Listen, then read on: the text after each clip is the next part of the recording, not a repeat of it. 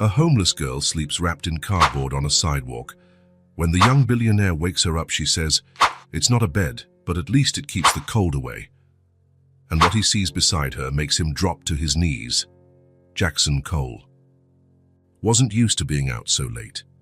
The clock read 11:23 p.m., and the temperature had plunged along with the sun. Winter in New York had always been ruthless, a silent war against anyone with nowhere to go. On his way home from the office, stepping over frozen puddles beneath the flickering streetlights, Jackson clutched his gray wool coat tighter against his chest. He could have hailed a taxi or called his driver as he usually did. But tonight, something had pushed him onto the streets, into the noise of the city that never sleeps, maybe to escape the silence of his penthouse apartment. That's when he saw it. At first, it just looked like a pile of discarded cardboard by a closed shop. But then he noticed a small pink shoe, worn and faded, sticking out from what was actually an improvised shelter. Jackson slowed his steps. He stopped, looked around, searching for an adult, some logical explanation for what his eyes were witnessing. He found nothing but the bitter wind and the distant sound of honking horns. He approached slowly, the way one might approach a wild animal without wanting to scare it. "Hello?" he called, leaning down. "Is anyone there?" No answer came immediately. Jackson was about to give up, thinking maybe it really was just trash after all, when a subtle movement made the cardboard boxes tremble. And then, through a small opening, two eyes appeared, huge, brown, frightened. A child's eyes. "Hey," Jackson said, crouching on one knee. "Are you okay?"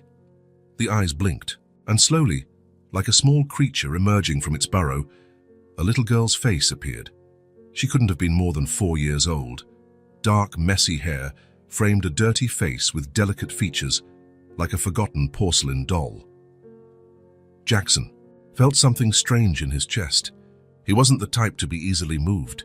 As the CEO of one of the largest tech companies in the country, Jackson Cole had seen it all, negotiating with the most ruthless sharks in the market. He'd built an empire before turning 30, and now at 32, he found himself utterly speechless before a homeless child. "You shouldn't be here," he said, trying to keep his voice steady. "Where are your parents?" The girl didn't answer.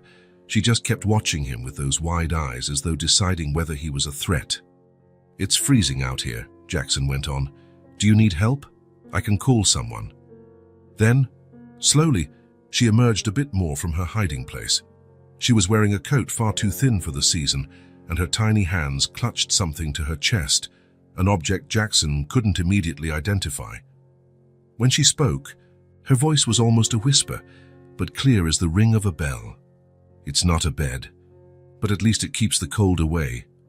The statement, said with the raw innocence only children possess, hit Jackson like a punch to the gut. It wasn't just what she said, but how she said it. Without self-pity, simply stating a fact as if sleeping wrapped in cardboard in an alley were normal for a 4-year-old girl. "What's your name?" he asked, keeping his voice as calm as possible to hide how shocked he felt. "Lily," she replied, looking him directly in the eyes this time. "Lily," Jackson repeated. "I'm Jackson. What are you doing out here all alone? Where's your mom?" Instead of answering, Lily shifted, causing the cardboard to tear slightly. That's when the object she was clutching to her chest became visible. A photograph, small, a bit creased at the edges, protected by a plastic sleeve worn with time. Jackson reached out slowly. "May I see that?" For a moment, Lily hesitated. Her small arm drew back, as if protecting her most precious treasure. But then, something in Jackson's eyes made her change her mind. She held the photo out to him. Jackson took it carefully, and when he turned it over, felt his knees buckle. The shock was so great that he actually stumbled, landing on one knee on the cold ground. In the photo, a young woman was smiling at the camera, a smile he knew as well as he knew his own reflection in the mirror, even after 5 years without seeing it. Claire, his sister, who had vanished without a trace. "Where did you get this?" Jackson's voice came out faint, almost inaudible. Lily tilted her head to the side, confused by his reaction. "She's my mama," she said simply. The world seemed to spin around Jackson. It was impossible. Claire had disappeared 5 years ago, after a terrible fight between them. He'd hired detectives, offered rewards, searched every corner of the country. And now, a homeless child on a New York sidewalk had a recent photo of her. "Your mama," he repeated, unable to process the information. "She was sick," Lily said, shrugging. "She told me to wait, but she never came back." Jackson looked at the photo again. There was no doubt. It was Claire, and the photo seemed recent. His sister was alive, and apparently she had a daughter, a niece. He had a niece. "Lily," Jackson said, struggling to keep his composure. "How long have you been here?" "Many days," she answered. "First I stayed with the lady who had yellow hair, but she took me to a big place with lots of kids. I didn't like it there, so I left to look for Mama. A shelter. She must have run away from a children's shelter." Not even the icy wind could cool Jackson's mind, which was reeling with questions. Where was Claire now? Why was her daughter alone on the streets? What had happened? "Are you hungry?" he asked, knowing he had to do something concrete while trying to make sense of the situation. Lily nodded timidly. "Do you want to come with me? We can get something warm to eat. A burger, maybe?" The girl's eyes lit up, but she quickly hid her excitement.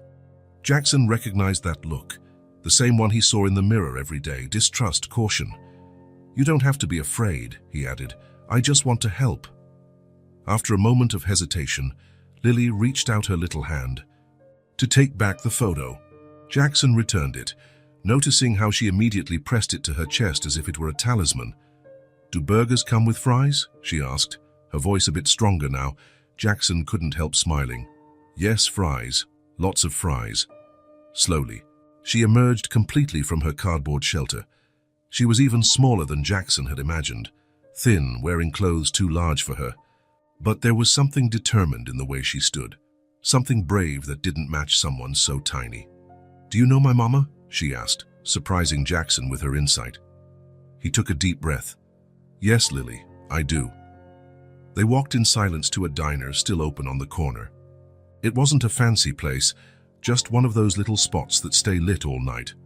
A refuge for taxi drivers, night workers, and occasionally people with nowhere else to go. The waitress looked curiously at the man in the expensive suit accompanied by a dirty, disheveled child, but asked no questions. New York was a city full of strange stories. They sat at a table in the corner. Jackson ordered a full burger, fries, and a chocolate milkshake for Lily. For himself, just a coffee. While they waited, he tried to organize his thoughts.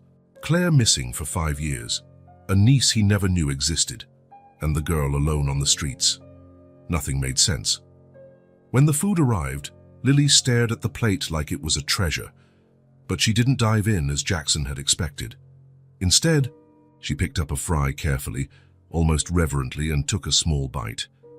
Jackson watched, fascinated. Her movements were small, measured. She ate like someone who had learned to make food last. Between fries, she sipped her milkshake, as if wanting to make it last as long as possible. "You can eat as much as you want," Jackson said. "If you want more, I'll order it." She looked at him, wary, but then picked up the burger with both hands. She ate slowly, chewing each bite thoroughly before swallowing. The silence was broken only by the diner sounds, clattering dishes, distant conversations, the radio playing an old tune. Jackson waited patiently. He knew it wouldn't help to pressure her. It was after she had finished half the burger that Lily began to speak. "Mama got really sick," she said, staring at her plate. "She coughed a lot, stayed in bed." Jackson nodded, encouraging her to continue. "One day she said she was going to get medicine, told me to be a good girl and wait. She never came back." Her voice was so simple and direct that it made the story even more devastating. "Where did you and your mom live, Lily?" "In a tiny room with a cranky old lady. When Mama didn't come back, the lady took me to a big place. There were other kids and rules." She wrinkled her nose when she said rules.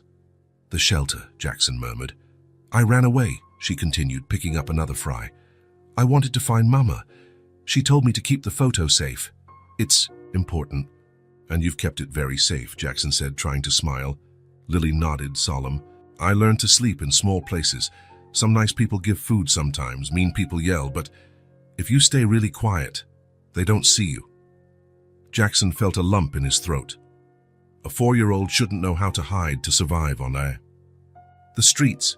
How long ago did your mother leave? Lily shrugged. Lots of days. First there were leaves on the trees, then they fell off. Now there's ice. Months, then. She'd been alone or in shelters since at least the fall. Do. You know your mom's full name? Claire, she said, and Jackson felt his heart skip a beat. Claire Cole. So Claire was still using the family name. Another detail that didn't make sense, considering how they had parted. Lily, Jackson said, leaning forward, do you know what happened to your mom? Why she hasn't come back? The girl looked down as if the answer were hidden among the fries. I think she got lost, she finally said. Or maybe the bad men took her. Bad men? The ones she was scared of. Mama always looked behind us when we walked on the street. She said we had to be careful. A chill ran through Jackson that had nothing to do with the weather. Claire was afraid of someone. In danger. Lily finished her burger and glanced shyly at the empty plate. Do you want more? Jackson asked. She shook her head. I'm good. Jackson studied the small, weary face in front of him, a child who had already been through more hardship than many adults. His niece, his own flesh and blood. The decision came instantly, without hesitation. Lily, he said, you're coming with me. Right now we're going home. Her eyes widened. Your home? Yes, my home. It's big, with a warm bed and food, and we're going to find your mom, I promise. You'll help me find Mama. The hope in her voice was almost painful. To hear, I will, Jackson promised. I'll do everything I can. Lily studied him for a moment. Then, with the wisdom of someone far older, she asked, why? The question caught him off guard. How could he explain to a 4-year-old about family ties, years of regret, and the chance for redemption she was unknowingly offering him? Because, Jackson said, the lady in your photo, Claire, she's my sister. I'm your uncle. Lily. She blinked, processing the information. Uncle, she repeated, testing the word. Like in storybooks? Exactly like in storybooks, he confirmed. Lily picked up the last fry, took a thoughtful bite, and then asked the question Jackson had been dreading. If you're Mama's brother, how come she never told me about you? Jackson sighed. How to explain years of estrangement, harsh words exchanged, pride and stubbornness that kept a brother and sister apart for so long? Sometimes, he answered carefully, people who love each other very much have a fight and stop talking. That's what happened with your mom and me. But that doesn't mean we don't still love each other. Lily seemed to consider this for a moment. Then, to Jackson's surprise, she reached out her little hand and touched his. You look sad, she said. Mama was sad sometimes too. She used to stare into the distance and cry when she thought I was asleep. The simple, direct comment struck Jackson like an arrow to the heart. The image of Claire crying alone, with a young daughter, hiding from something or someone, made him feel ill. We'll find her, Lily, he promised, gently squeezing her dirty little hand. But first we need to take care of you. He paid the bill, leaving a generous tip, and they stepped out into the cold night. Jackson took off his coat and placed it over Lily's small shoulders. Even folded several times, it was still huge. On her? Is it far? She asked, trying not to yawn. No, it's not, he answered, noticing her exhaustion. Want me to carry you? She hesitated, pride warring with fatigue. Finally, she held out her arms in surrender. Jackson picked her up, surprised at how light she was. Lily rested her head on his shoulder, clinging to him like a tiny koala. Claire's photo clutched tightly in her hand. As he walked toward his apartment, carrying his newest treasure, Jackson Cole knew his life had just changed forever. And for the first time in a long while, he felt something he'd forgotten. Hope. The mystery of Claire would have to wait until morning. For now, all that mattered was the sleeping child in his arms and the silent promise he made to himself. From this day on, Lily would be safe, and he would do anything to keep that promise. 3 weeks had passed since Jackson brought Lily home. The first night had been strange for both of them. He didn't know how to care for a child. She was wary of that oversized, too quiet apartment. The first week was organized chaos. Jackson hired a team to transform the guest room into a space suitable for a 4-year-old girl. The grey walls became a soft shade of aqua. New furniture, a bed with safety rails, low bookshelves. Toys he had no idea how to pick out, which he bought under the eager guidance of smiling sales clerks. "How long has she been with you?" one of the store consultants asked, as he paid for an absurd number of stuffed animals. "Not long," was all Jackson replied. He didn't officially register Lily's presence. Not yet. First, he needed to find out what happened to Claire, understand why his sister had vanished with a small child, why the girl ended up on the streets. He had only told his executive assistant, Vanessa, that he was temporarily responsible for a niece. She raised her perfectly shaped eyebrows, but asked no questions beyond the necessary. She simply rearranged his schedule and hired a child development specialist to guide him. The first days were tough. Lily woke up screaming in the middle of the night, terrible dreams she couldn't or wouldn't explain. On the first few nights, Jackson tried just words of comfort from the doorway. On the third night, when the cries seemed endless, he finally went in, sat on the edge of her bed, and awkwardly placed his hand on her hair. "It's okay, Lily. You're safe." It was enough. Her breathing calmed, her eyes closed again. He stayed there until he was sure she had fallen back asleep. Now, 23 days later, something like a routine was forming between them. A careful dance, like partners still learning each other's steps. At first, Jackson held his meetings by video call from his home office. He kept an ear out for noises in the apartment, worried about what Lily might be up to, even with the nanny. He had hired to supervise her, but he soon realized Lily was surprisingly independent. Not that she didn't need supervision. She was still just 4 years old. But there was a self-sufficiency about her that was unusual for her age. Jackson recognized it as the result of everything she'd gone through in her short life. One morning, after ending a video call, he stepped out of his office and found Lily sitting in the middle of the living room, surrounded by sheets of paper. She was drawing intently, her tongue poking out at the corner of her mouth, her small fingers gripping a crayon. "What are you drawing?" he asked, kneeling down to see. Lily held up the paper proudly. It was a drawing of 2 stick figures, a little one, obviously herself, and a bigger one wearing what looked like a suit. "That's me and you, Jack." It was the first time she shortened his name. Jackson felt something warm blossom in his chest, a sensation he couldn't name. "Jack," he repeated, and didn't correct her. After that, it became routine. Every morning, after his early calls, he found time to sit on the living room floor and draw with her. At first, just random scribbles, but soon he found himself making houses, trees, people, and animals to entertain his little companion. "You draw really well," she said one day, admiring the elephant he'd sketched.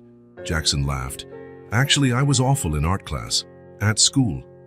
Lily frowned, confused. "What's art class?"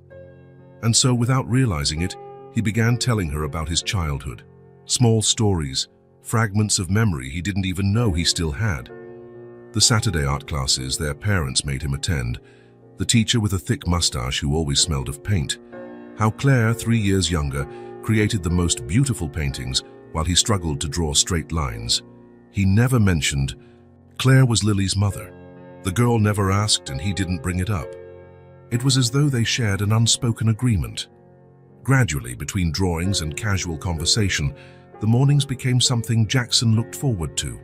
The evenings developed their own routine too.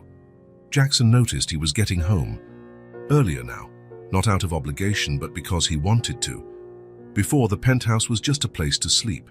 Now it felt lighter, though he couldn't explain why. He started bringing small gifts for Lily.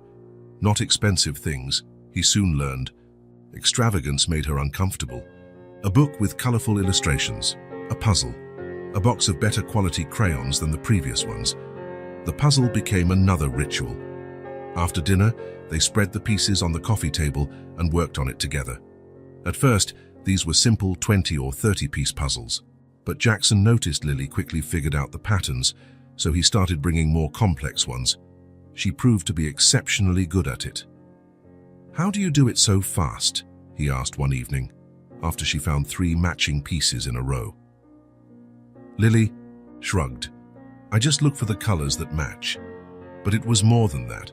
It was an aptitude for patterns, for seeing what others didn't see. Jackson made a mental note to look for schools that nurtured that kind of intelligence when the time came. When the time comes. As though he was already imagining her staying. As though he saw her as a permanent part of his life. One rainy Saturday, after they spent the morning working on a 500-piece puzzle, he found her gazing sadly out the window. "Want to do something different today?" Lily turned around, hopeful. "Can we watch cartoons?" Jackson realized that despite buying plenty of toys, he had never actually turned on the TV for her. Not because he had strict rules, he'd simply never thought about it. "Sure," he said, picking up the remote. "What kind of cartoons do you like?" She shrugged. "I don't know, in the shelter there was only one, about a bunny." Jackson flipped through kids' channels, but nothing seemed to grab her. Then he had an idea. "Wait here." He went to his office and opened a box he hadn't touched in years. Inside were old DVDs from his own childhood, which he'd kept for sentimental reasons he'd never admit. He returned with a dusty case and showed Lily. "This was my favorite cartoon when I was your age." Her eyes lit up as it started. It was old with simpler animation by modern standards, but it had a charm that transcended time. A story about a family of bears who explored magical forests. "The little bear looks like you," Lily said suddenly, pointing at the screen. Jackson laughed. "Why do you think that?" He looks serious, but he's not bad. He just doesn't know how to smile properly. The observation, so straightforward, caught him off guard. Was that how she saw him? Someone who didn't know how to smile. That afternoon, they watched 3 episodes in a row. Jackson was surprised to find he remembered every detail, even lines of dialogue. Lily snuggled up beside him on the couch, laughing at the right moments, asking questions he sometimes couldn't answer. Why doesn't the big bear have any friends? Why does the fox always lie? Will the bears find the magic mountain? Jackson answered as best he could, realizing he was unconsciously repeating explanations his own mother had once given him and Claire decades ago. After that day, the biggest change happened. That was when Jackson realized he wasn't just housing Lily, he was building a new life with her. One night he came home late from a meeting. He had told Lily he'd be home after her bedtime and asked the nanny to stay until he arrived. But when he walked in, he found the nanny asleep in an armchair and Lily sprawled on the couch, a storybook open on her chest. He quietly dismissed the nanny and stood there, watching Lily as she slept. She looked so small, so vulnerable. The thought that had haunted him for weeks returned. What if he hadn't found her that night? How much longer would she have survived on the streets? He picked up a light blanket and gently covered her. He was about to leave when he heard a sleepy voice. "I like living here with you, Jack." He froze, not sure how to respond. When he turned around, he saw her eyes were closed again. She'd been talking in her sleep, or nearly so, driven by an impulse he couldn't explain. Jackson sat on the floor beside the couch. He stayed there watching Lily's peaceful face, feeling something he had never felt before. It was in that moment, seeing her chest rise and fall in gentle breaths, that he understood the truth. The entire empire he had built, all the money he had accumulated, meant nothing compared to this. This child, who had come into his life under impossible circumstances, was worth more than any fortune. The following Sunday, he decided they needed an outing. The weather was good, a rare sunny day after a week of rain. The park seemed like the obvious choice.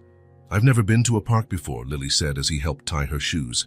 Jackson felt that familiar twinge. Every new discovery about Lily's limited childhood pained him in a new way. "Then you're going to love it," he promised. "There are swings, slides, and a pond with ducks." He dressed in casual clothes, jeans, and a simple t-shirt, something he rarely wore. They walked there, her small hand firmly in his. Lily was wide-eyed, pointing at dogs, balloon vendors, a street band. The park was full of families enjoying the good weather. Jackson felt a flicker of discomfort. Did they look like a real uncle and niece? Or would people see only a man alone, with a small child, and ask questions? But his worries vanished when Lily spotted the swings. She squeezed his hand and pointed, unable to contain her excitement. "Can we go there?" Jackson realized with surprise that he had never seen her this animated. The Lily he knew was reserved, almost too serious for her age. Seeing her act like any other kid warmed his heart. "Of course we can."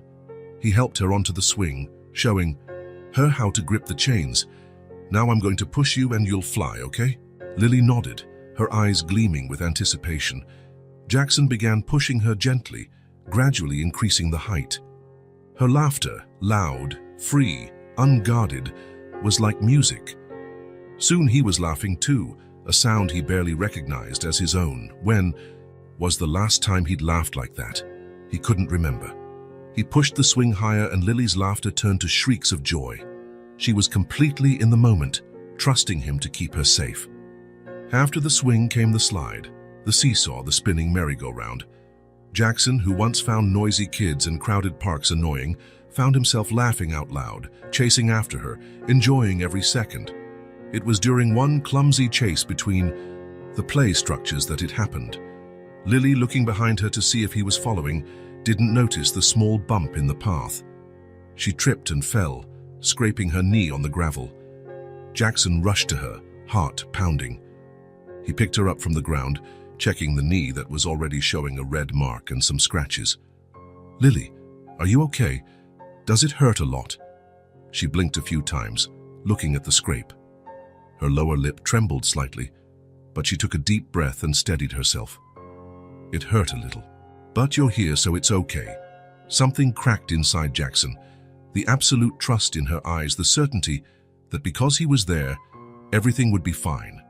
It was a bigger responsibility than anything he'd ever felt. And at the same time, more rewarding than any professional achievement. "Yes, I'm here," he said, voice thick with emotion, "and I always will be." It was a promise he hadn't planned to make, but it came naturally. And as he spoke, he realized he meant it. He cleaned the scrape with wet wipes he had in his pocket. Thankfully, Vanessa had insisted. "Kids get dirty, boss, trust me." Then he bought Lily an ice cream and they sat on a bench watching the ducks on the pond. "Thanks for the best day ever, Jack," she said, ice cream dripping down her chin. He smiled, wiping her face with a napkin. "You're welcome, kiddo." Kiddo.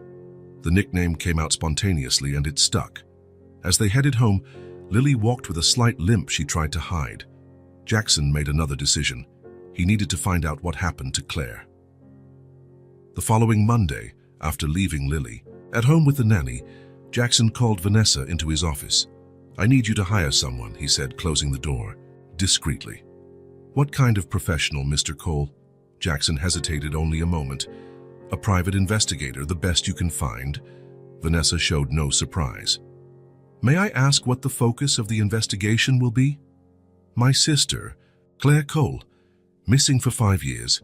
I recently found out she has a daughter, the little girl who's with me. I need to know what happened." She nodded, taking quick notes. "Any specific details that might help the search?" Jackson opened a drawer and took out a copy of the photo Lily always carried. "I have reason to believe this photo is recent, maybe 2 years old at most. And from what the girl told me, they were living in precarious conditions, moving frequently. That means your sister is or was alive not long ago." "Exactly. And I want to know why she disappeared just days before Lily ended up on the streets." Vanessa studied the photo for a moment. "Understood. I'll hire someone right away." A week later, the investigator presented his first report. Claire had indeed lived in at least 6 different addresses over the past 3 years. Always small apartments or rented rooms in modest neighborhoods. She used her real name in some places, false names in others. She worked temporary jobs, never staying more than a few months anywhere. Everything indicated she was running from something or someone. The last known address was a rented room in an elderly woman's house about 10 blocks from where Jackson found Lily. The landlady confirmed Claire had left one night, leaving the child behind, promising to return in a few hours. When she didn't come back, the woman had taken Lily to a children's shelter. "And what about my sister?" Jackson asked, feeling his heart clench. The investigator shook his head. "We still don't know. There's no record of a death, hospitalization, or arrest under her name. She simply vanished." "Do you think she abandoned her daughter?" "I can't say. But based on neighbors and the landlady's accounts, she was extremely devoted to the girl. Something must have happened." Jackson thanked him for the report and asked him to continue the investigation. Driving home that night, a new sense of hope accompanied him. There was no proof Claire was dead, She might be out there, needing help, just like Lily had. When he arrived, he found Lily in the living room, focused on a new puzzle. She looked up and smiled when she saw him. "Look, Jack, I did all the edges already," he smiled, admiring her progress. "That's amazing, kiddo. You're really smart." He sat down next to her and began searching for pieces. As they worked in comfortable silence, Jackson reflected on the journey they had undertaken these past weeks. In the beginning, they were two strangers thrown together by impossible circumstances. Now there was something more, a bond growing day by day, strengthened by morning drawings, puzzle nights, weekend outings in the park. As he watched Lily's small fingers fit the pieces with surprising precision, Jackson felt a certainty solidify in his heart. He would do anything to keep this girl safe. And he would find Claire no matter what it took, because now he had something he'd lost a long time ago. A family. And as the hope of finding Claire revived, Jackson understood more and more the value of what he had already found. Trust. The trust of that child sitting next to him, who had learned to believe in him just as he was learning to believe in her. That, he realized, was the greatest treasure of all. Room 307 at St. Mercy Hospital looked like any other. Faded beige walls, thin curtains barely blocking the light, a wall clock ticking too loudly in the night silence. The woman lying in the bed watched the shadows dancing on the ceiling, unable to sleep. "How are you feeling today, Anne?" Nurse Kim entered, carrying a tray of medications. She was always kind, with a smile that seemed genuine. The woman everyone called Anne liked her. "The same," she answered simply. That was the truth. 3 months in the hospital and everything was still the same. The doctors said she had been found unconscious in the street, hit by a driver who fled the scene. No documents, no ID, no one looking for her. Worst of all, no memory. Dr. Phillips will be by later. He said he has good news about your physical therapy. Anne nodded without enthusiasm. Her body was healing well. The leg that had been broken in 2 places could now bear her weight. The deep cut on her forehead had become a thin scar, almost invisible beneath the bangs that had grown out. Her ribs no longer hurt when she breathed deeply. It was her mind. That remained broken, a vast emptiness where an entire life should have been. "Anne isn't even my real name," she said quietly, more to herself than to the nurse.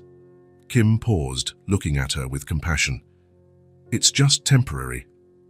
Until we figure out who you are." But both knew that chances faded with each passing day.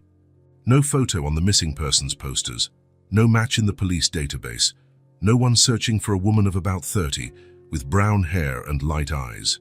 To the outside world, she simply didn't exist. The only thing she had were the nightmares. Always the same, crossing a dark street, looking over her shoulder as if someone were following. Then headlights appearing out of nowhere, blinding her. The sound of tires screeching on asphalt. And the scream, her own scream before everything went black. Dr. Phillips said it was a fragmented memory of the accident, but Anne knew there was more to it. Because in the dream, before the headlights, she was always holding something, a piece of paper, an address, and she felt a sense of urgency, as though she was finally heading to meet someone important. Then, in the most intense dreams, came the worst part. A child's voice calling for her, shouting a word she couldn't understand. A voice that made her heart ache so much she woke up in tears, not knowing why. "I brought you something," Kim said, pulling her from those dark thoughts. From her uniform pocket, she took out a small blue notebook and some colored pens. "I thought it might help. You know, to write down anything that comes to mind or draw." Anne took the notebook, running her fingertips over the smooth cover. "Thank you," she said, genuinely grateful for the kindness. After the nurse left, Anne opened to a blank page. She stared at the empty paper, so much like the emptiness in her mind. Then, without thinking too much, she began to draw. Her hand moved almost of its own accord. Lines turned into shapes. Shapes formed a face, a small face with round cheeks and big eyes. A little girl. Anne gazed at the drawing, her heart racing. Who was this child? Why did her fingers know how to sketch this specific face when her mind recognized nothing? She quickly turned the page, unnerved by the intensity of her feelings. On the new page, She wrote a few words that often swirled in her mind. Without knowing if they meant anything. Jack, promise, hide, photo, cardboard, run. The last word made her tremble. Run. Was she running from someone? Or something? The afternoon passed slowly. Dr. Phillips visited, confirming she could start walking without crutches in about a week, and promised another session with the psychologist who specialized in trauma and memory loss. I still hope. Your memory returns spontaneously, he said, as he always did. Post-traumatic amnesia often resolves with time, but his eyes said otherwise. Anne had been in the hospital longer than normal. Soon bureaucratic issues would arise. Who would pay for her treatment? Where would she go afterward? How would she live without identity, without a past, without anything? That night the nightmare was different. It began the usual way, the dark street, the headlights, the impact. But then, instead of the usual darkness, she saw herself in a small room, sitting on a narrow bed. In her arms, the little girl from the drawing slept peacefully. In the dream, Anne felt an immense love for that child, so big it barely fit in her chest. She also felt fear, a constant, corrosive fear that made her check the window repeatedly, making sure it was locked. The scene changed. Now she was standing, looking at the same girl but awake. She was holding the child's small face in her hands. You must always keep this with you. It's very important. If anything happens, show it to someone who can help. In the dream, Anne handed the child something, a photo. She woke up with a start, heart pounding in her chest, the words echoing in her mind. It wasn't just a dream, it was a memory. She was sure of it. I have a daughter, she whispered to the empty room. The revelation hit her like an avalanche. A daughter, a small child who depended on her, a child who might be alone somewhere, wondering why her mother never returned. Oh, my God, Anne covered her mouth, feeling sick. I abandoned her. No, it wasn't intentional. She was going to come back. The accident happened, and now she didn't even know her daughter's name, nor where to find her. Panic gripped her, suffocating. She threw off the blankets and tried to stand up, even though she knew she had nowhere to go. Where would she search? How would she find a child whose face she only knew from dreams and drawings? The door opened, and the night nurse rushed in.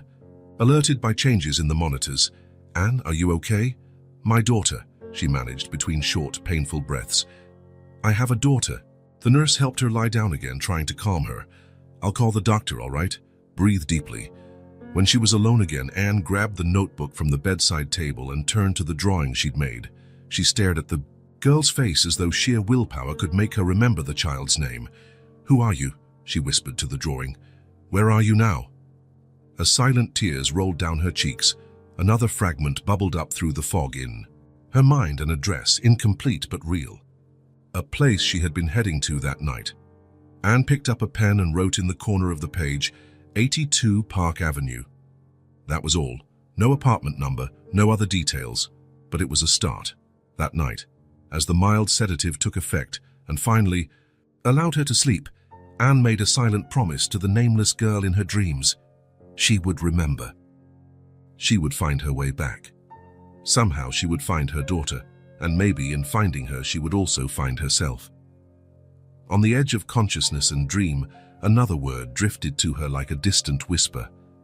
Lily. She tried to cling to it, repeat it, but sleep was too strong. Thus the nameless woman went on dreaming of the little girl who might still be waiting for her somewhere. 2 months had passed since Lily entered Jackson's life. The penthouse, once more like a model home than an actual place to live, was now alive.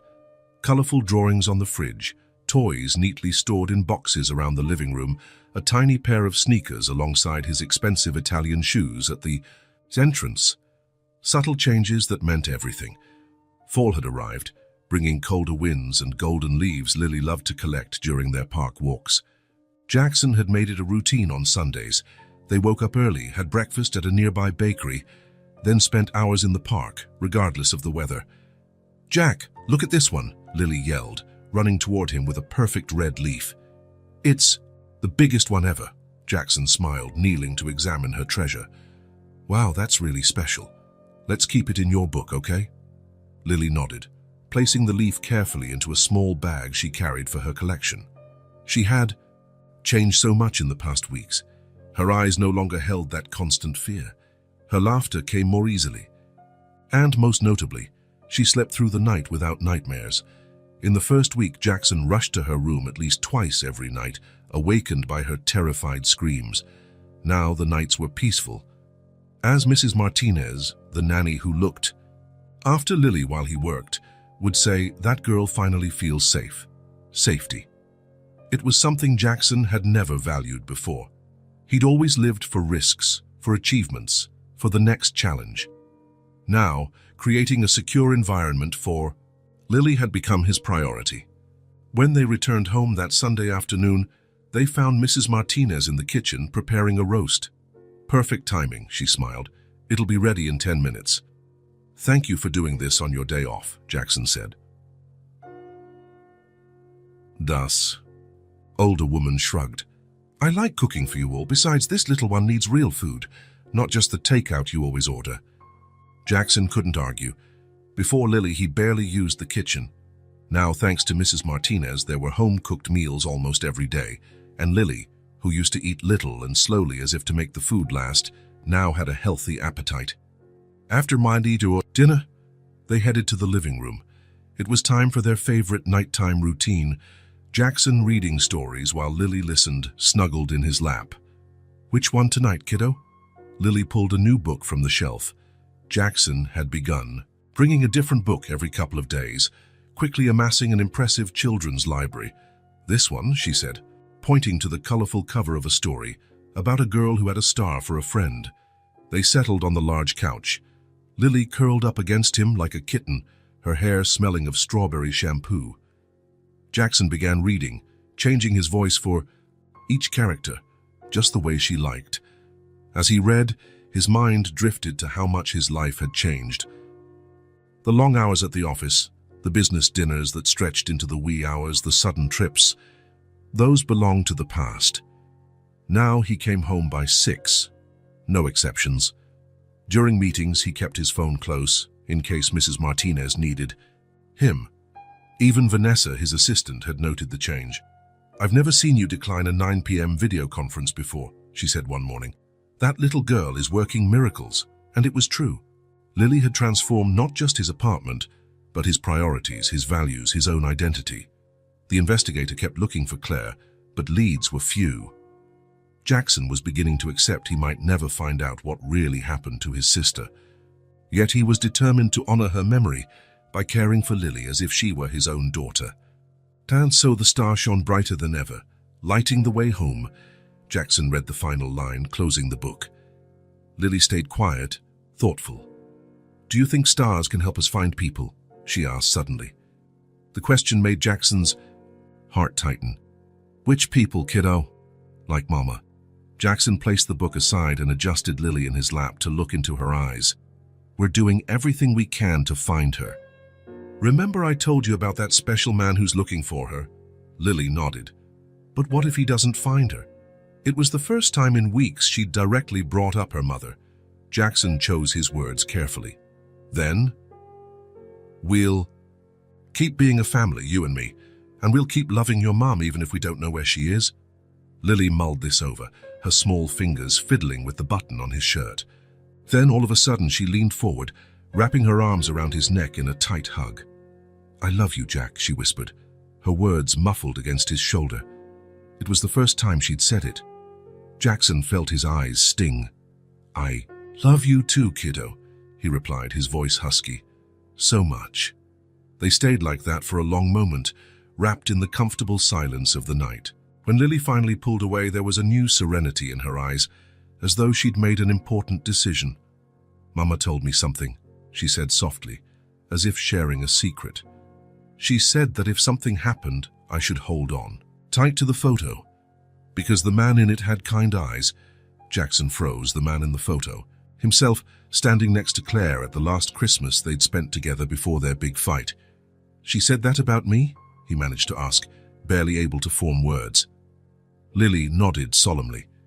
She looked at the photo a lot. "Sometimes," she cried, "she said one day she'd see you again." The words hit Jackson like lightning. Claire had kept his photo all those years. She'd told Lily about him. She'd been planning to seek him out.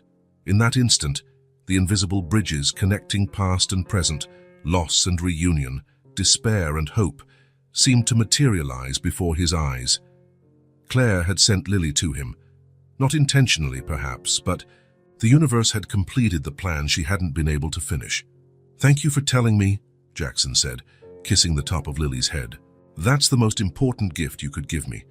That night, as he put Lily to bed, Jackson made a silent promise to his absent sister. He would find Claire, no matter how long it took. And until then, he would care for her daughter like the precious treasure she was, because now he too had kind eyes that finally saw what really mattered. Room 307 at St. Mercy Hospital was quiet, except for the steady beeping of medical equipment.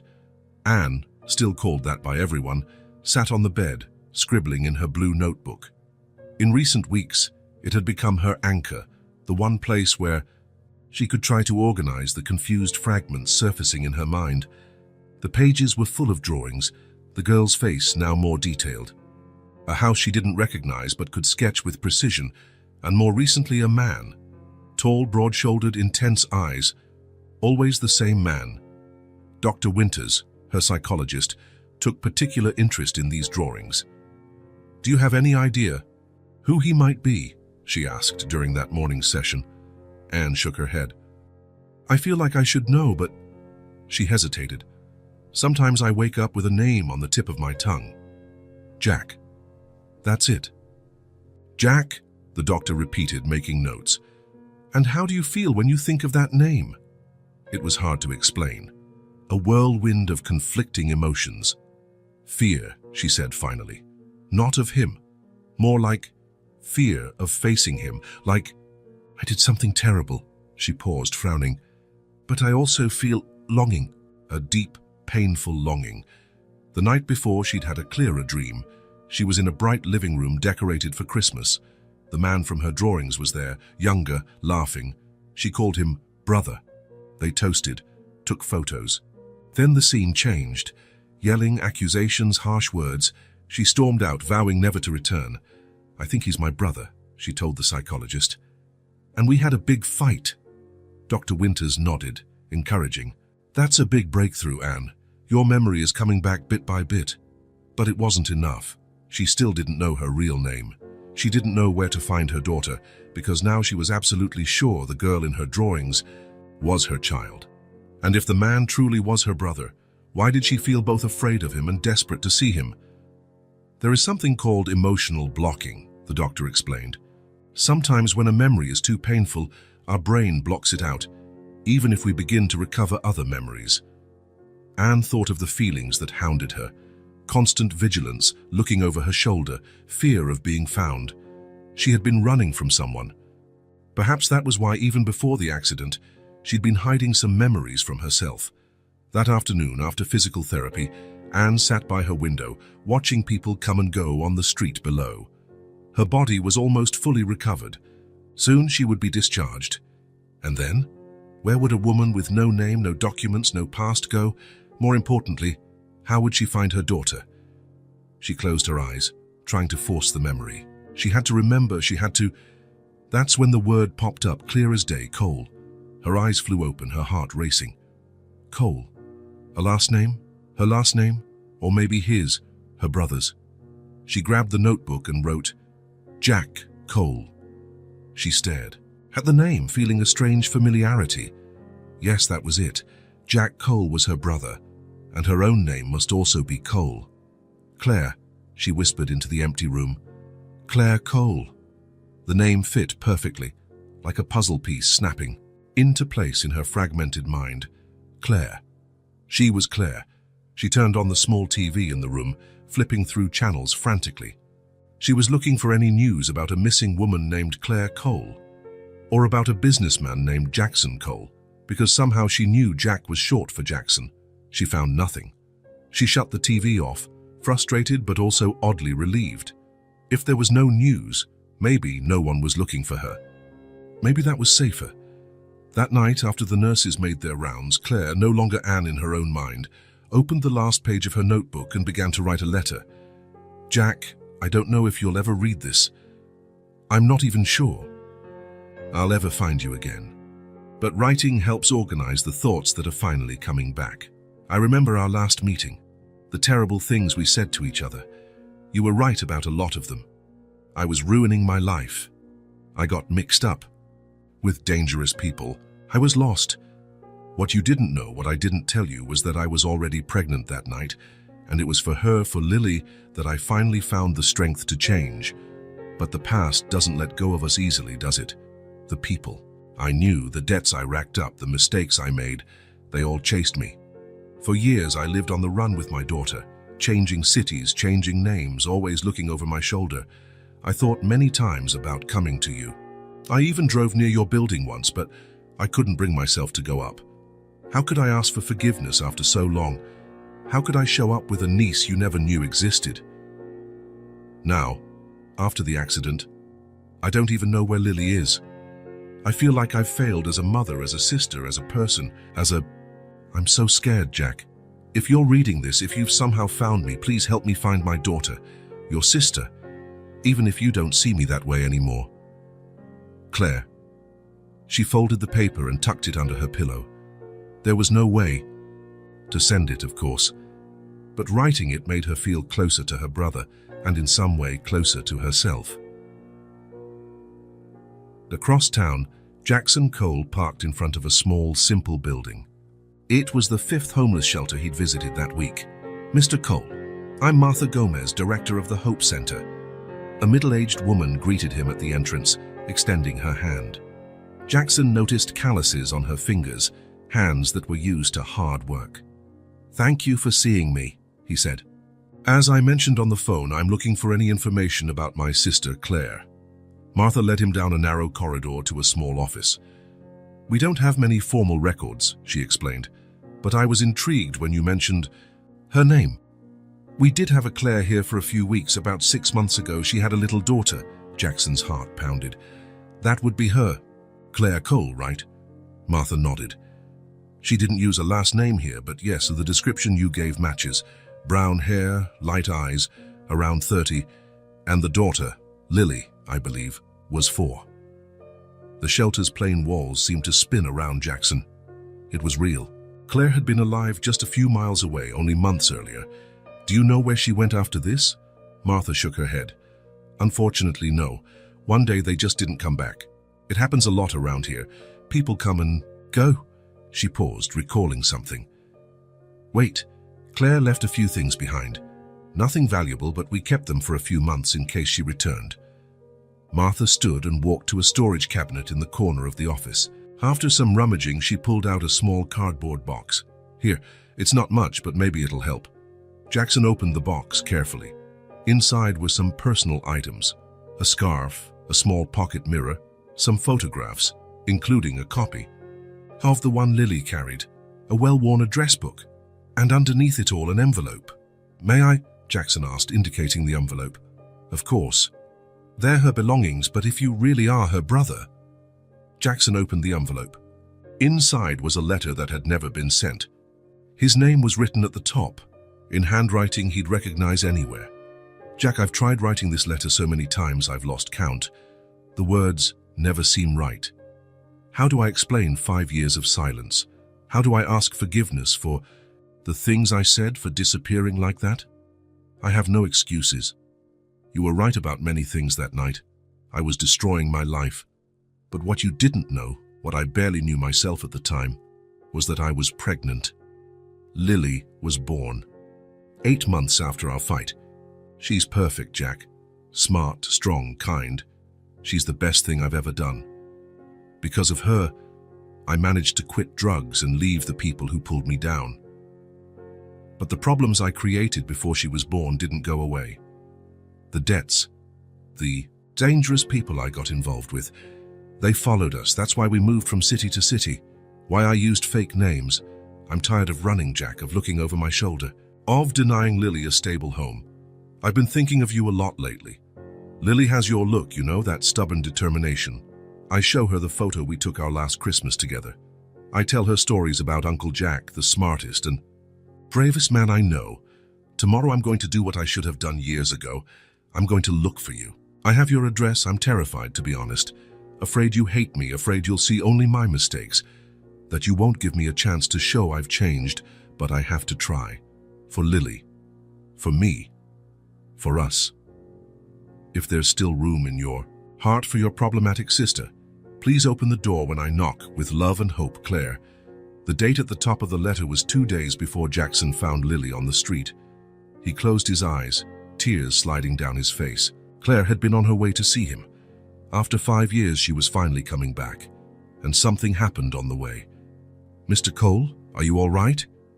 Martha's concerned voice brought him back. She was coming to see me, he choked out. On the day she disappeared, the shelter director placed a gentle hand on his shoulder. I'm so sorry. Jackson took a deep breath, wiping his face with the back of his hand. I have to find her. She might be... He couldn't finish the sentence. He didn't want to think the worst. Not now, when he held this letter, this proof that Claire had wanted to return to his life, that she had changed, that she loved him despite everything. Have you tried hospitals? Martha asked. If something happened on the way... Jackson nodded. My investigator checked all admissions under her name but found nothing. What about unidentified patients? Sadly, it's common for homeless people to be admitted with no ID. He hadn't considered that. How do I... Jack? I can help, Martha offered. We partner with several hospitals in the area. Let me make some calls. For the next hour, Martha made a series of phone calls describing Claire with all the details Jackson could provide. Most hospitals had no useful information. A few promised to look into it and call back. Then, on the second to last call, they got their first real lead. Dr. Phillips? This is Martha from the Hope Center. Yes, I'm well, thank you. I'm calling about a special case. We're looking for a woman around 30, brown hair, light eyes, possibly admitted without identification. In the last 2 or 3 months, Jackson watched anxiously as Martha's expression changed. Really? How long has she been there? Post-traumatic amnesia? I understand. Yes, I have someone here who might be a relative. Could we come by today? Excellent. Thank you so much. She hung up the phone, turning to Jackson with shining eyes. Sir, Mercy Hospital. They've had an unidentified patient there for more than 3 months. A woman in her early 30s found after a hit and run. She has amnesia. Jackson felt the air leave the room. It could be her, he whispered. The doctor said we can go right now. She'll meet us in person. Jackson picked up the box of Claire's belongings, carefully placing the letter in the inside pocket of his jacket. For the first time in weeks, he felt he could breathe again. There was a chance to fix the past, a chance to reunite his sister with her daughter, a chance to have a whole family again. Let's go, he said, voice steady despite the emotions threatening to overwhelm him. Let's find her. As he drove towards St. Mercy Hospital, Claire's words from the shelter letter echoed in his mind. If there's still room in your heart for your problematic sister, please open the door when I knock. He wouldn't just open the door, he would find her, bring her home, show her there had always been room in his heart. More than she could ever imagine, St. Mercy Hospital had that unmistakable smell Jackson had always disliked, disinfectant mixed with something indefinable that screamed illness. He followed Dr. Phillips down the white corridor, trying to contain the anxiety that made his heart pound. I should warn you, Mr. Cole, the doctor said as they walked, that even if it's your sister, she may not recognize you right away. Post-traumatic amnesia can be unpredictable. Jackson only nodded, gripping the handle of the briefcase containing a copy of the photo Lily carried and other documents that might prove Claire's identity. The letter in his jacket pocket felt like it was burning against his chest. Does she remember anything? He asked, voice more gravelly than he intended. Fragments, dreams. In recent weeks, she's been drawing a child's face and mentioning a name, Jack. That's when I began suspecting this might be emotional blocking, rather than just physical trauma. They stopped outside room 307. Dr. Phillips turned to him with a serious expression. I'll go in first, prepare her. Wait here until I call you, okay? Jackson wanted to protest. He wanted to burst through the door, embrace Claire, tell her everything was going to be fine. But he merely agreed, leaning against the hallway wall while the doctor went in.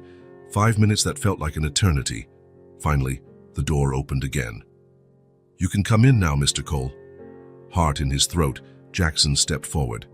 Then, after 15 years of emotional distance, 5 years believing she was dead, and 3 months of frantic searching, he saw his sister. Claire was sitting on the bed, wearing a simple hospital gown. She looked thinner than he remembered, her face a bit more angular, with small lines around her eyes that hadn't been there before.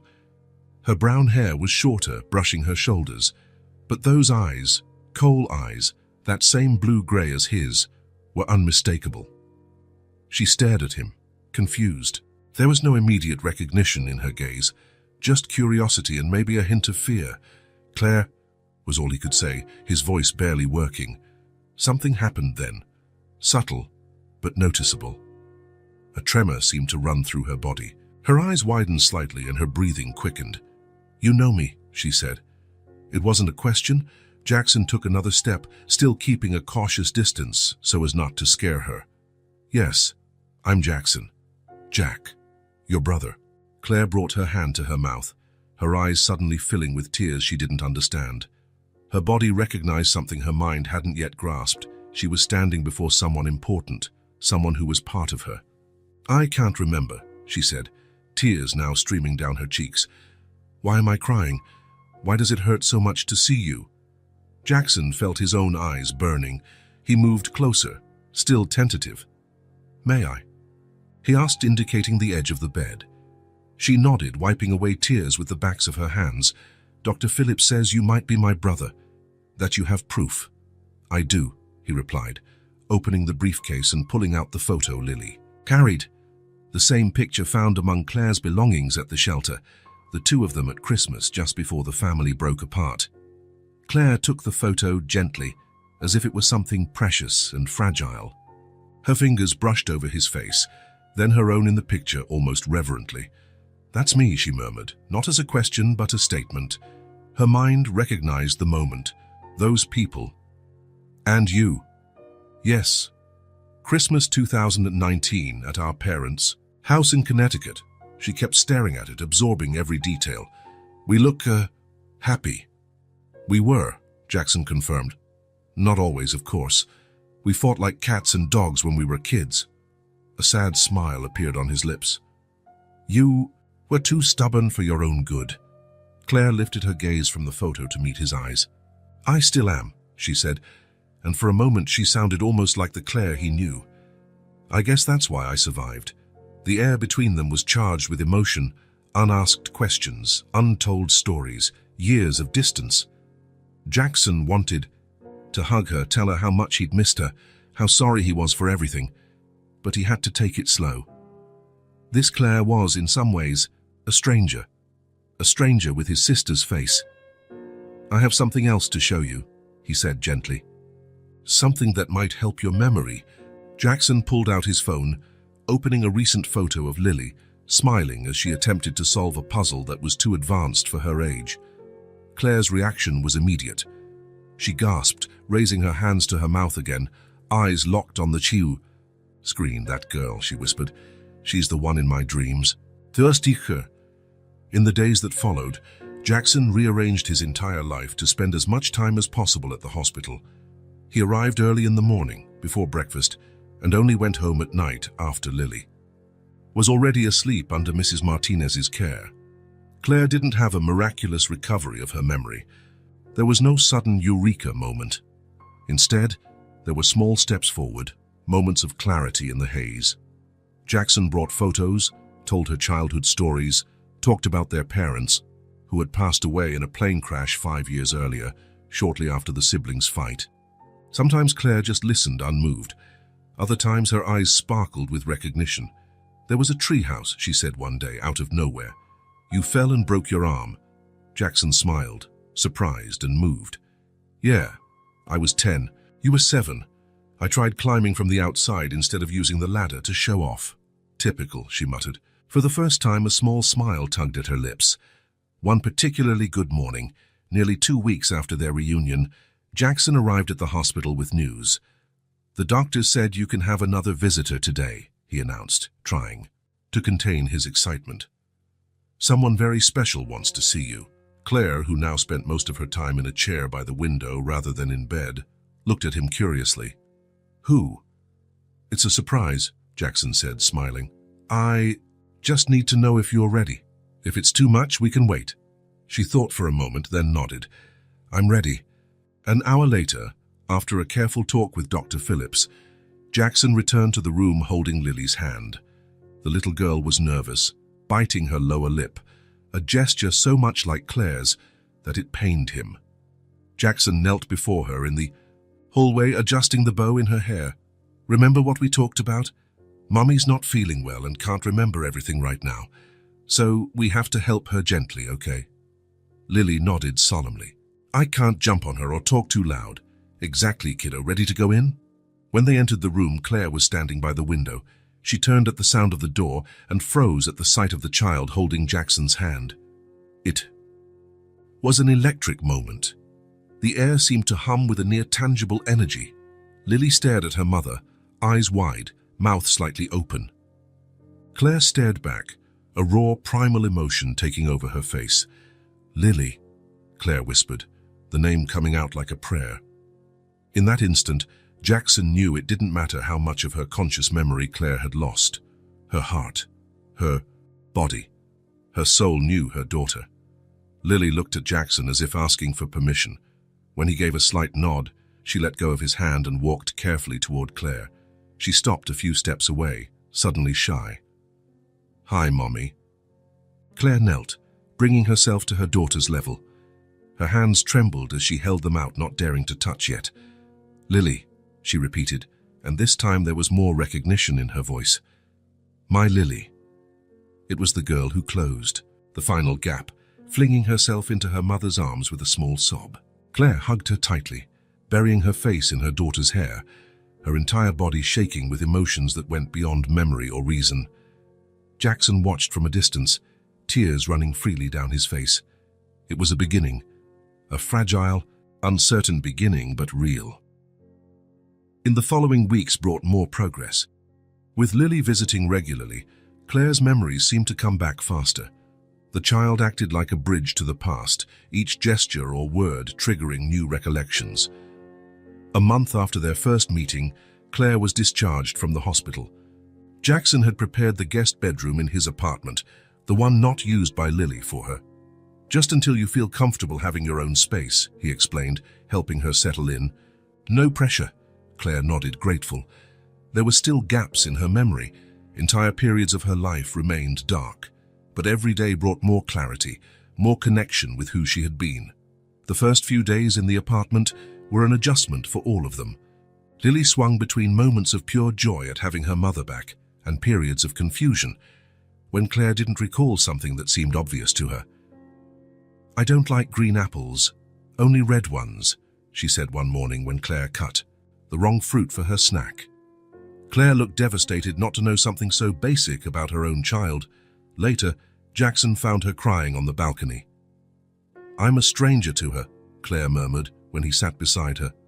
And the worst part is she's not a stranger to me. I love her completely, even though I can't remember everything. Give it time, Jackson advised. You two are getting to know each other again. That's not necessarily a bad thing. Little moments accumulated. Claire relearning how to braid Lily's hair the way she liked it.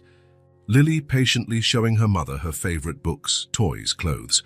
The two drawing together, Claire surprised to discover she still drew as well as in her teens.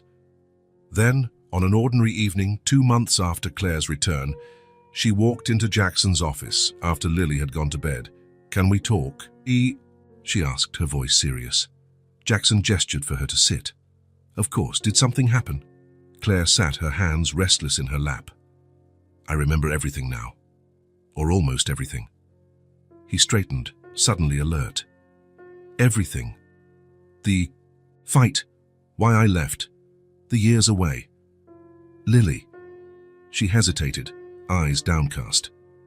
The terrible things I did, the people I got involved with. Jackson studied her profile, noticing how she seemed older in that moment, not physically, but as though the weight of these returning memories had aged her inside. Claire, none of that matters now. It does, she insisted, finally meeting. His eyes. "I need you to understand why I stayed away so long, why I didn't ask for help when things got bad." "Shame," Jackson said simply.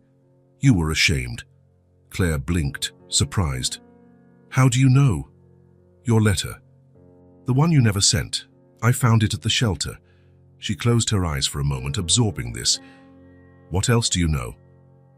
"That you were on your way to see me the day of the accident. That you kept my photo all these years. That you told Lily about me." Claire nodded, tears silently falling.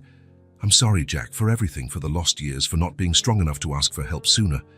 Jackson stood, walked around the desk and knelt in front of her, taking her hands in his. "I don't need the reasons, Claire, I just want you back." She looked at him, her identical eyes brimming with a gratitude so deep it hurt. "The day of the accident," she began, her voice trembling, "I finally worked up the courage. I spent weeks rehearsing what I would say, imagining how you'd react." Claire paused, taking a deep breath to steady herself before continuing. "I left Lily with the landlady, promising to be back in a few hours. I had your address written on a piece of paper. I was crossing the street when—" Her voice gave out.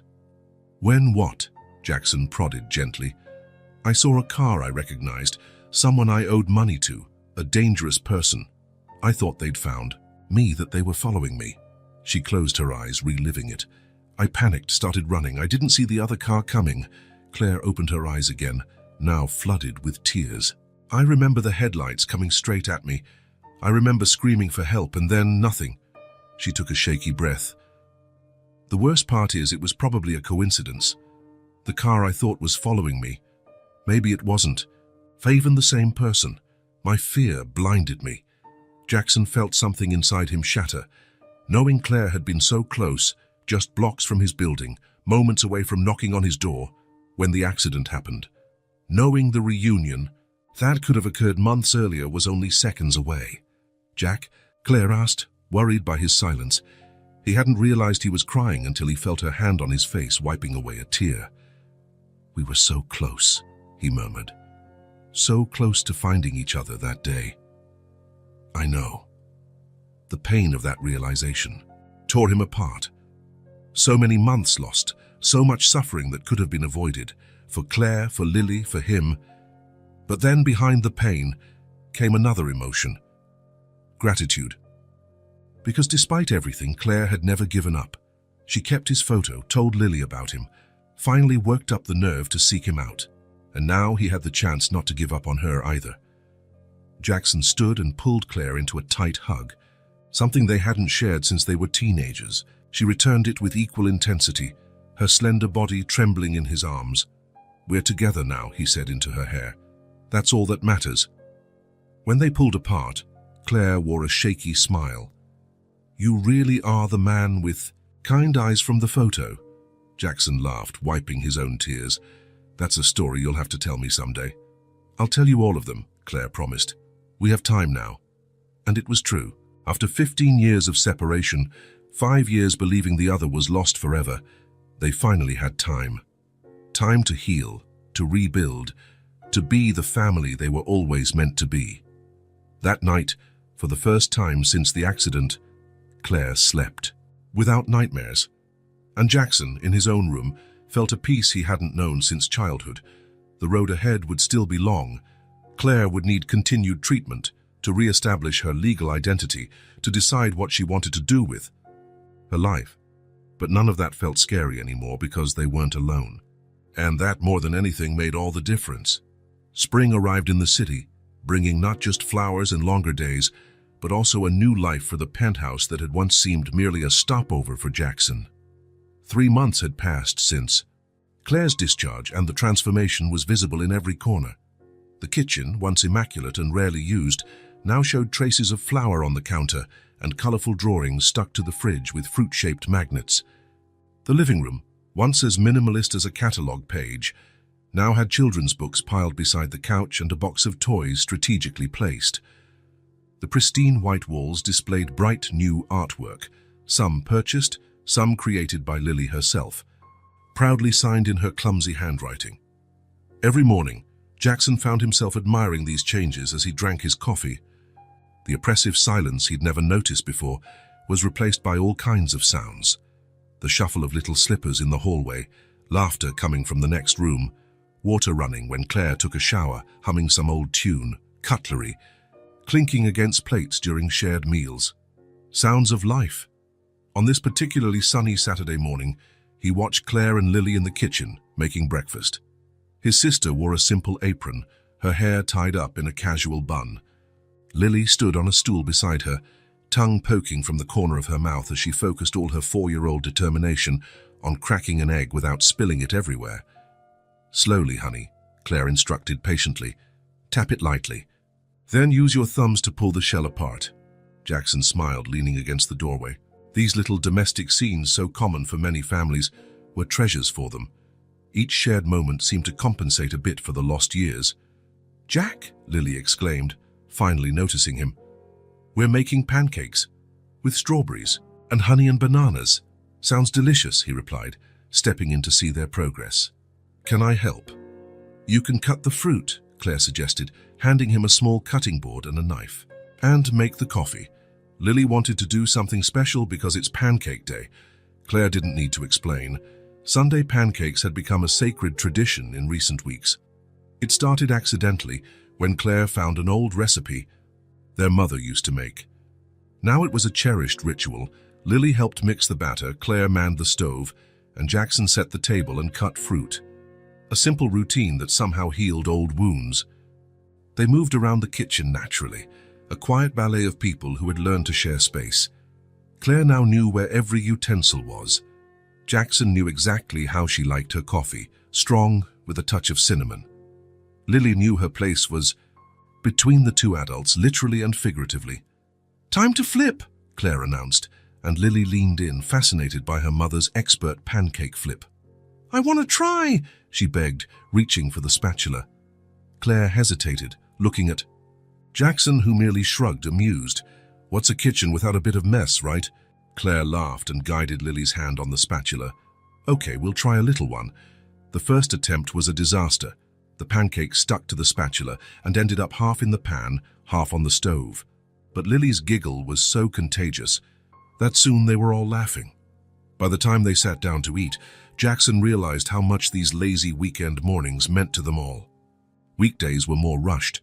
He still ran his company, though he had delegated more responsibilities so he could come home earlier.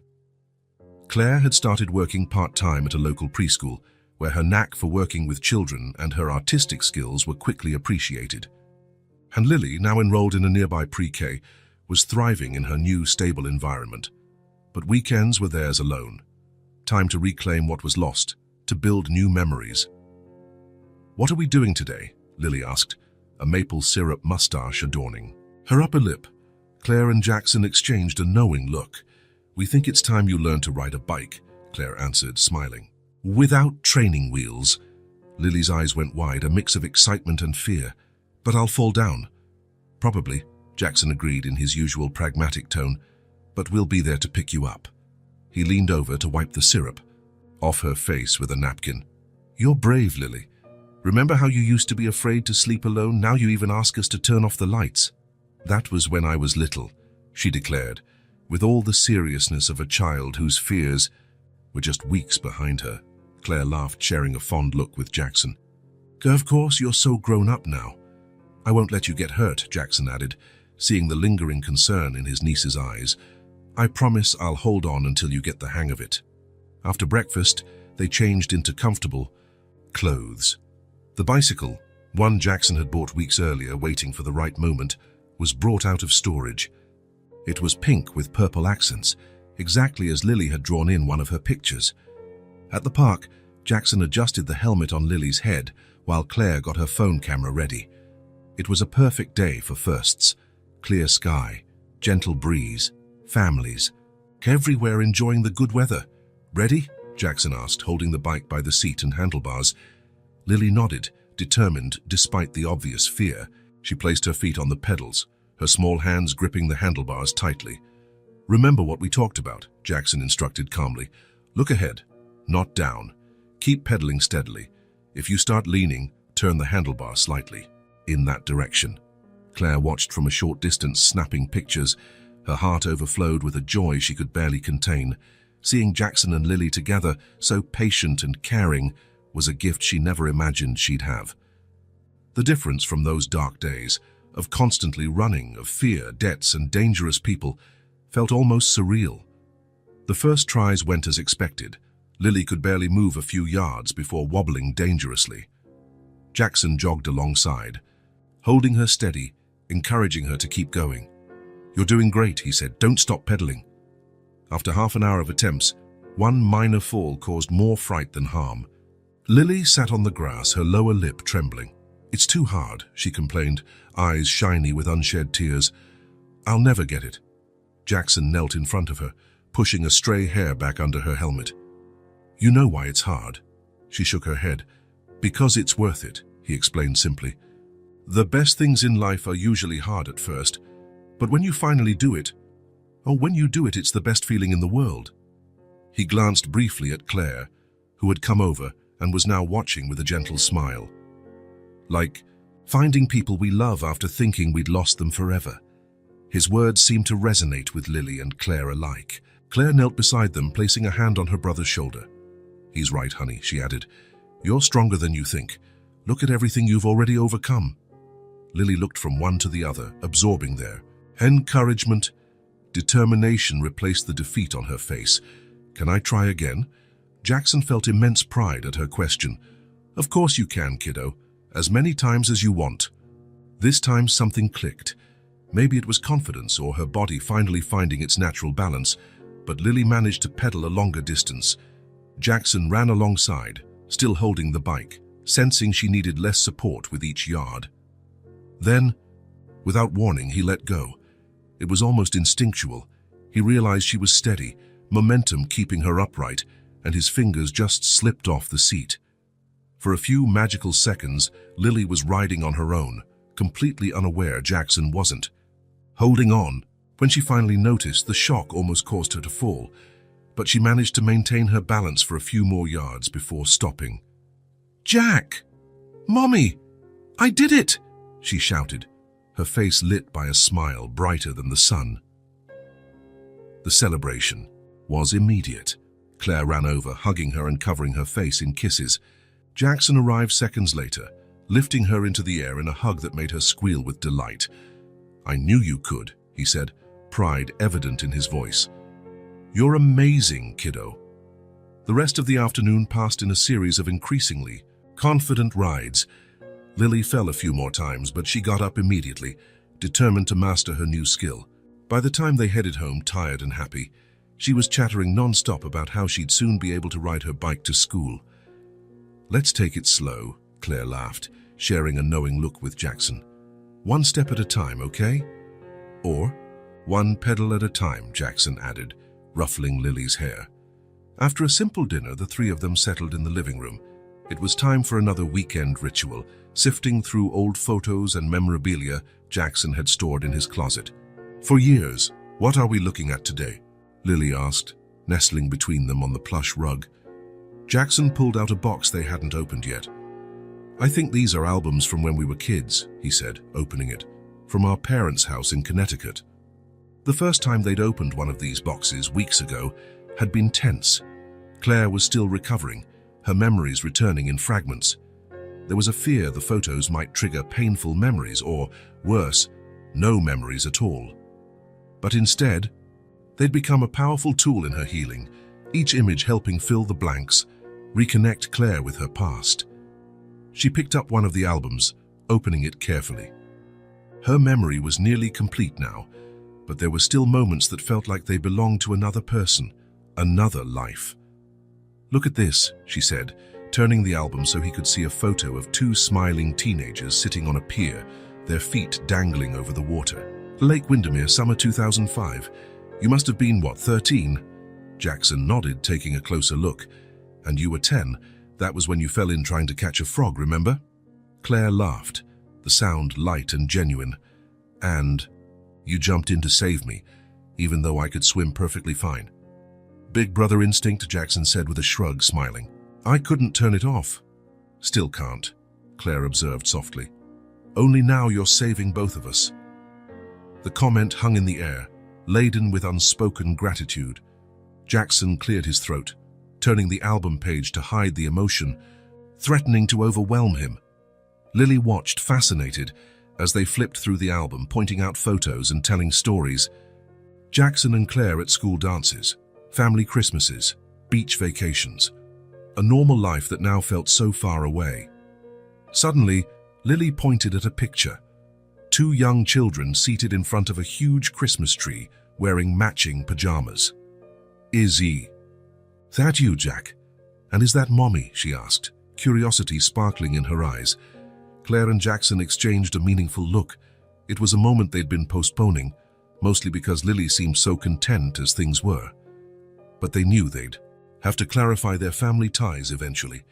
Jackson closed the album and set it aside. He sat facing Lily, gently taking her small hands in his. "Yes, kiddo. That's me and your mom when we were little," he began, speaking slowly. "And there's something else you need to know, Lily. I'm your uncle." Lily was silent as she processed the information. Her eyes darted from Jackson to Claire and back again, like she was connecting puzzle pieces. "Uncle?" she repeated, testing the word. "Like in that story you read me about the three little pigs, where the older pig was the uncle of the others?" Jackson smiled at the comparison. "Something like that. Your mom is my younger sister. That makes me your uncle." "Which means we're a real family," Claire added softly. "Not just people who live together." Lily stayed thoughtful for a few more moments. Then suddenly, a bright grin lit her face. "So you're my real uncle? I thought you were just my Jack."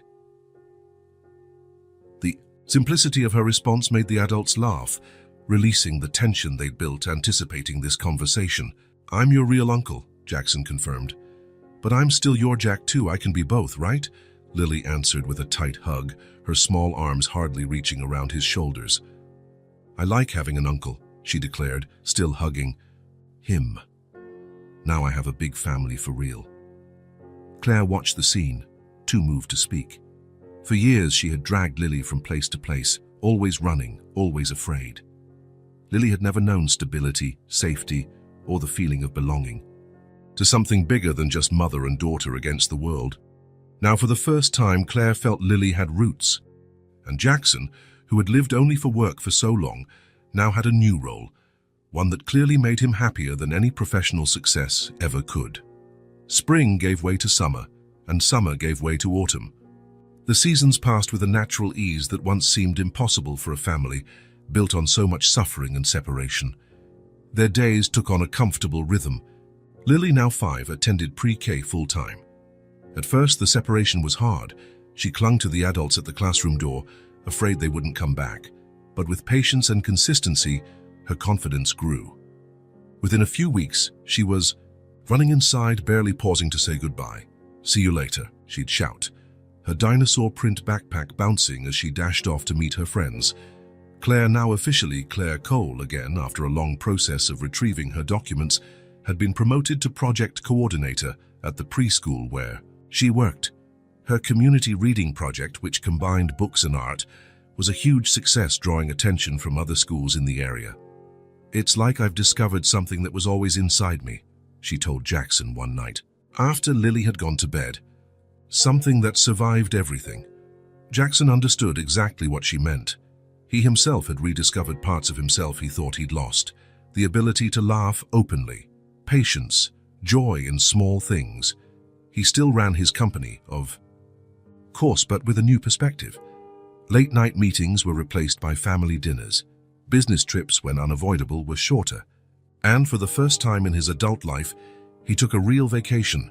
2 whole weeks at the beach, building sandcastles with Lily and talking with Claire under a starry sky. The penthouse, once so sterile, now felt too small to contain all that love.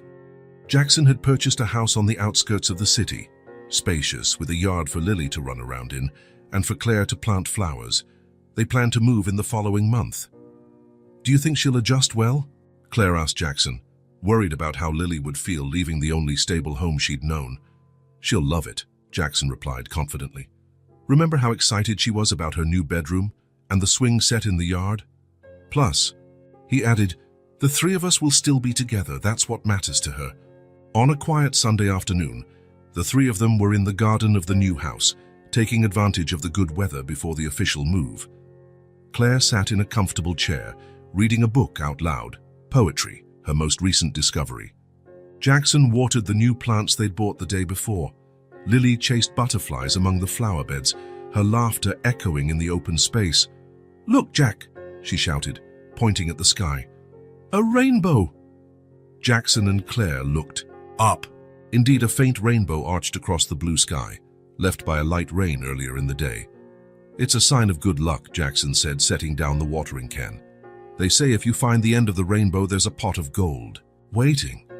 "Can we go look?" Lily asked, eyes shining with excitement. Claire laughed. "A rainbow is just light and water, sweetie. It doesn't have a physical end you can touch." "Besides," Jackson said, pulling Lily into a hug, "we've already found our treasure, haven't we?" They paused for a snack on the terrace. The table was simply set with sandwiches, fresh fruit, and lemonade. As they ate, discussing plans for the new house, Lily spotted something on the living room wall, visible through the glass door. "Can I see the photos?" she asked, pointing.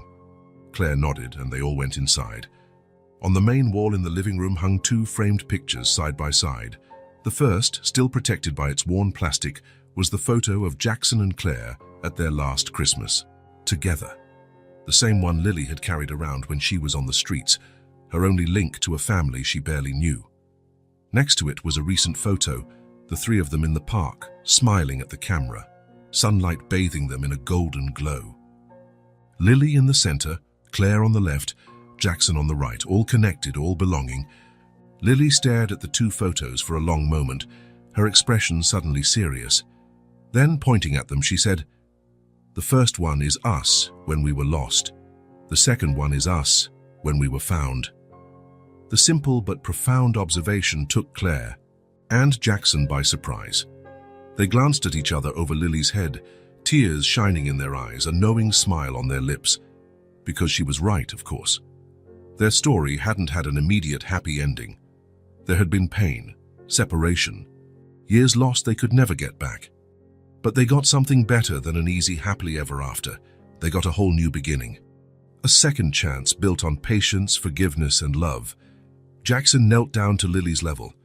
"When you found that photo among your things, remember, it was like it was magic, guiding you to me, like the star in the book you read yesterday?" Lily asked. "The one that showed the way home?" "Exactly," Claire agreed, moved by the comparison. Lily touched the frame of the old photo. "That's where it all started, huh?"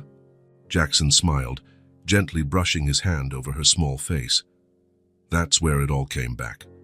Claire joined them, and the three sat on the couch, gazing at the photographs that told their story. They weren't a perfect family. There were still tough days and scars time would never fully erase, but they were whole again. And that, they had learned, was more than enough. It was everything. "Guess what my teacher asked today?" Lily said suddenly, breaking the comfortable silence. "What?" Claire asked. "She asked what I want to be when I grow up." Lily paused dramatically.